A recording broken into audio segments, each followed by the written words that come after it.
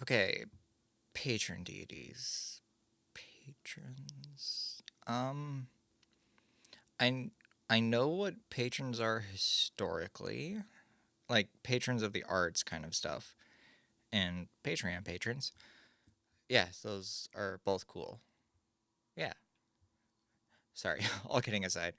The concept of patron deities, I go back and forth on. On one hand, yes, I have thought of myself as having a patron deity multiple times with multiple different gods throughout my time as a pagan. But now, I'm not so sure. But let's get some thoughts out first. Patron deities make a little more sense to me when they're put into the concept of historical worship in ancient societies. Back then, people's lives were dominated more by their careers and professions than anything else.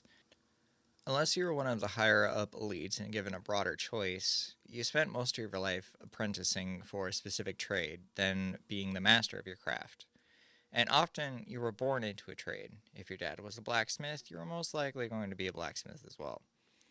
There are deviations, obviously, but in general, I believe that's how things worked. And when you have society segmented like that, it becomes to make more sense to have a type of patron deity to focus your daily worship on. So, like Demeter could be your patron if you were a farmer and relied on good luck for your crops to bring in a good harvest. Or you might spend a lot of your time sailing on the seas, so you would feel most connected to Poseidon and honoring him to bring you good luck and bring you safely to shore. Patronage of spirits or deities is present in another religion, Christianity, specifically Catholicism.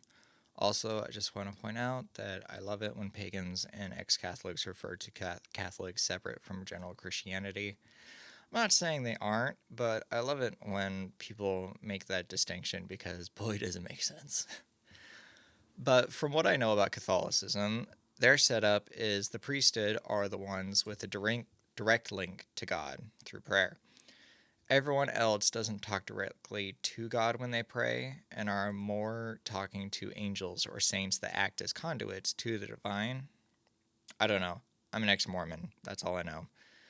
But then, the setup for Catholicism that way is to ensure that the lower classes don't feel on the same terms with God as the upper classes, who are usually church officials. And so then they aren't questioning why you need someone to talk to God on your behalf when you could yourself. It's all a fucked up way of ensuring classes and patriarchies remain. Anyway, patron saints then act as the closest to divinity you can get as a Catholic. Instead of bothering God with whatever squabble you're dealing with or whatever, you can invoke and pray to a saint to cover you. Whether that's dealing with childbirth, traveling to a new city, or even having a notably hard shit, you've got a saint for that. And yes, that last one is real. And for as shitty as it can be towards women and how bad their views on sex and chastity can be, it's impressive that they have saints for prostitutes and other feminist kind of topics. All power to you, ladies, and you are an essential service in society, and I wish you all the best. But with patron saints, they are slated into a category of being the patron saint of blank. And so much of the gods of most, if not all, pagan religions, and some non pagan ones like Hinduism and Shintoism. Aphrodite is the goddess of sex and love. Zeus is the king god of the skies and justice. Hades is the god of the underworld. And Hephaestus is the god of the forge and fire. But the thing is, there's so much more to the gods than those simple categories and descriptions. It makes one think that their powers and influences are limited to only those things. And while that makes writing them in fiction is easy, it limits the gods when actually worshipping them. They are just as complex as you and me, if not more so. Apollo can make music beautiful and drive a chariot of the sun across the sky, but he can also fuck you up and give you donkey ears if you really piss him off. Poseidon can command the oceans and summon storms, but he can also create something as beautiful as a horse and cause your wife to fuck a bull. Shit happens. So that's why I don't think of myself as having a patron god. My life is so varied, as most people's lives are these days, that I don't think there's any one god that rules over my life in the way that ancient peoples would have been. Yes, I write, sing, make art, and love music and film, but my day jobs have been in the world of retail and manufacturing, and a lot of my focus is my day to day is taking care of my home and cooking. They are all equal parts of my life, and I can't say which is the more important just because I want to be able to assign a deity to it. Back when I started with Hellenism, I was a choir student who drew a fuck ton and was learning to play guitar, so I assumed Apollo was my patron.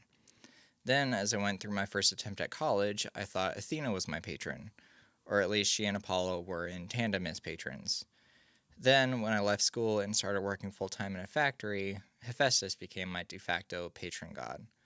But as I've gotten more comfortable in my practice nowadays and have a better understanding of my relationship with the whole pantheon of gods I worship, I realize I don't need a patron god, and don't think the concept fits with me anymore.